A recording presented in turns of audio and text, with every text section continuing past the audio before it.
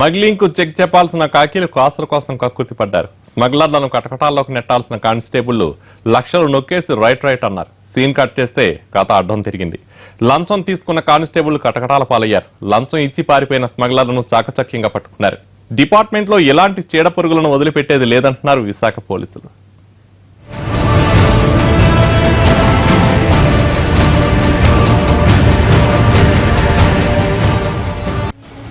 స్థలం విశాఖ జిల్లా Nathavaram police station area. సమయం ఈ నెల 8న రాత్రి 10:30. కారు చీకట్లను చీల్చుకుంటూ ఓ ఖరీదైన కారు అతివేగంగా దూసుకొచ్చింది. 16వ నెంబర్ జాతీయ రహదారి నుంచి ఏజెన్సీ ముఖద్వారమైన నర్సీపట్నం వైపు కారు వెళుతోంది. ఆ కారు స్పీడ్ చూసి నాతవరం జంక్షన్ లో బీట్ కానిస్టేబుల్ కు అనుమానం వచ్చింది. వెంటనే ఆ కారు ఆపారు. మహారాష్ట్ర రిజిస్ట్రేషన్ నెంబర్ ఉన్న స్కోడా కారులో హిందీ మాట్లాడుతున్న 2 యువకులు కనిపించారు. వాళ్లను చూస్తే పోలీసులకు అనుమానం వచ్చింది. ఎక్కడి నుంచి వస్తున్నారు, ఎందుకు వస్తున్నారని ఆరా తీశారు పోలీసులు. ఆ 2 కుర్రాళ్లలో తడబాటు కనిపించింది. గంజాయి అక్రమ రవాణాకు కేరాఫ్ అడ్రస్ అయిన రోలుగంటకు వెళుతున్నామని చెప్పడంతో అనుమానం బలపడింది.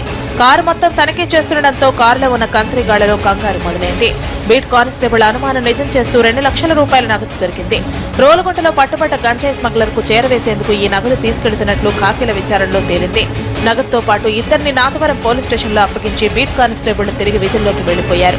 వెళుతూ స్టేషన్ ఎస్ఐకి సమాచారం ఇచ్చారు. ఇక్కడే హెడ్ కానిస్టేబుల్ కొండయ్య, కానిస్టేబుల్ సత్యనారాయణలు అతి తెలివితేటలు ప్రదర్శించారు. కేసుల పేరుతో నిందితులను భయపెట్టారు. డబ్బులిస్తే కేసులు లేకుండా వదిలేస్తామని బేరం మొదలుపెట్టారు. కేసులు అనగానే భయపడ్డ కుర్రాళ్లు 2 లక్షలు ఇచ్చేశారు. పోలీసులిద్దరూ సొమ్ములు నొక్కేసి 2ని వదిలేశారు. ఈ విషయం ఎవరికీ తెలియదులే అనుకున్నారు. కానీ 2ని పట్టుకున్నామని అప్పటికే బీట్ కానిస్టేబుల్ ఎస్ఐకి చెప్పారు. ఆ విషయం డబ్బులు నొక్కేసిన పోలీసులకు తెలియదు. స్టేషన్ కు వచ్చిన ఎస్ఐ అశోక్ రాత్రి దొరికిన 2 ఎక్కడున్నారని అడగడంతో ఇంటి దొంగలు బుక్కయ్యారు. నీళ్లు నమిలారు. ఎస్ఐకి అనుమానం వచ్చి గట్టిగా నిలదీయడంతో డబ్బులు నొక్కేసిన భాగోతం బయటపడింది. దీంతో ఆ 2 పోలీసులను కటకటాల్లోకి పంపారు. మార్నింగ్ 2 లక్షలు డబ్బులు we have recovered from the constable and the head constable according to proper procedure. Subsequently tarvata we have produced these 2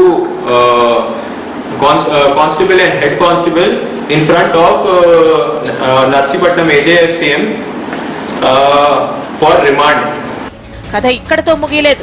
డబ్బులిచ్చి పారిపోయిన నిందితులు ఎటువైపు వెళ్లారని ఎస్ఐ ఆరా తీశారు. ఆ 2 యువకులు వెళ్లిన రూట్ లో పోలీసులను అలర్ట్ చేశారు. మరో పిఎస్ పరిధిలో ఆ 2తో పాటు మరొకరు దొరికారు. గంజాయి కోసమే ఆ యువకులు రోలుగంట వెళ్లారని విచారణలో తేలింది. వారి నుంచి భారీగా గంజాయిని స్వాధీనం చేసుకున్నారు పోలీసులు. మొత్తానికి ఎస్ఐ అప్రమత్తతో గంజాయి దొంగలతో పాటు ఇంటి దొంగలు దొరికారు.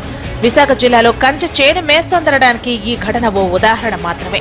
ఆంధ్ర ఒడిశా సరిహద్దులో గంజాయి అక్రమ రవాణా ముఠాలకు సహకరిస్తూ ఖాకీలు కాసులు పండించుకుంటున్నారన్న విమర్శలకు ఈ వ్యవహారం ఊతమిస్తోంది.